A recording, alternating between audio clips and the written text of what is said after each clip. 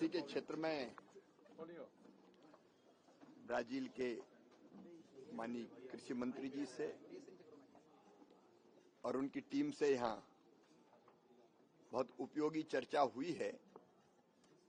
एक हमारा आईसीआर और समकक्ष जो ब्राजील की संस्था है इम्ब्रापा, वो कई क्षेत्रों में आपस में सहयोग करेगा, तो उसके साथ एमओयू करने पर हमारा आपस में विचार विमर्श चल रहा है।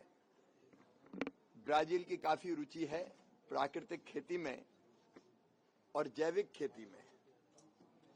माननीय मंत्री जी अभी कल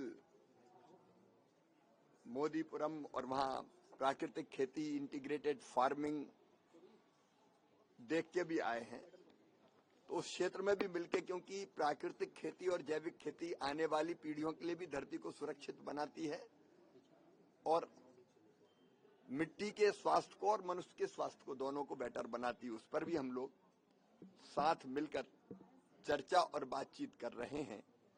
कई और मुद्दे हैं, जैसे भारत के अनार, लहसुन, अंगूर, किशमिश, इसके निर्यात पे चर्चा चल रही है ब्राजील में, और वहां की जो प्रसिद्ध चाय है वो भारत आए। ऐसे कई मुद्दे हैं, बाजार, मार्केट एक्सेस के, बाजार पहुंच के, उन पर भी हम लोगों ने बहुत सद्भावना पूर्वक चर्चा की है। भारत में दलहन मिशन, तिलहन मिशन पर हम तेजी से काम कर रहे हैं और एकीकृत खेती पर ब्राजील सहमत है।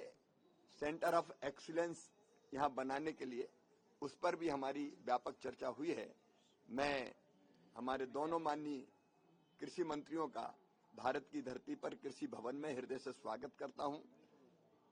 प्रेसिडेंट ब्राजील के नेतृत्व में एक वरिष्ठ मंत्रियों का प्रतिनिधिमंडल और एक बहुत बड़ा प्रतिनिधिमंडल अन्य क्षेत्रों में काम कर रहे प्रमुख मित्रों का यहां आया है।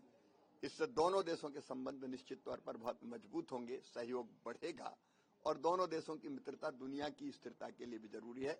मैं फिर एक बार आपका यहाँ स्वागत करता हूँ।